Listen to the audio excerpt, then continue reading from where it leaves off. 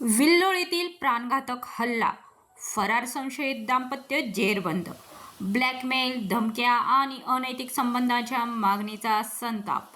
पोलिसांची 48 तासात धडाकेबाज कारवाई. विल्लोळी शिवारात युवकावर कोयता आणि दगडाने जीवघेणा हल्ला करून फरार झालेल्या संशयित दाम्पत्याला नाशिक ग्रामीण पोलिसांनी अवघ्या 48 तासात जेरबंद केलंय. मोबाईलवरील बोलाचालीतून सुरू झालेला हा वाद ब्लॅकमेल, अनैतिक संबंधाची मागणी आणि कुटुंबावर जीवे मारण्याच्या धमक्यांपर्यंत पोहोचल्याचे तपासात उघड झाले आहे.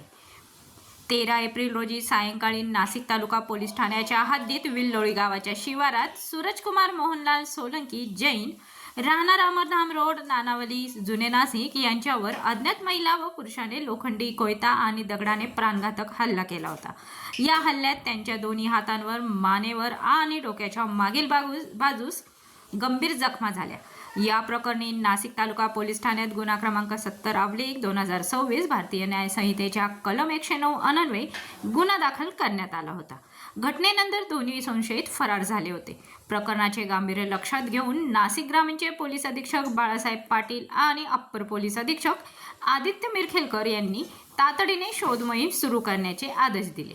उपविभागीय पोलीस अधिकारी वासुदेव देसले, स्थानिक गुन्हे शाखेचे प्रभारी पोलीस निरीक्षक दत्तात्रय शिंदे आणि नाशिक तालुका पोलीस ठाण्याच्या पोलीस निरीक्षक मृदुला नाईक यांनी घटनास्थळी भेट देऊन तपासाची सूत्रे वेगाने हलवली. तपासादरम्यान जखमी सूरज सोलंकी यांचा एका महिलेशी अलीकडे वाद सुरू असल्याची माहिती पोलिसांना मिळाली. त्यानुसार शोध घेतला असता हनुमंत अण्णासाहेब शिंदे, वय वर्ष 42 आणि त्यांची पत्नी साधना हनुमंत शिंदे, वय वर्ष 37 हे दोघे नाशिक अहिल्यानगर सीमावर्ती भागातील एका खेड्यात लपून बसल्याचे निष्पन्न झाले.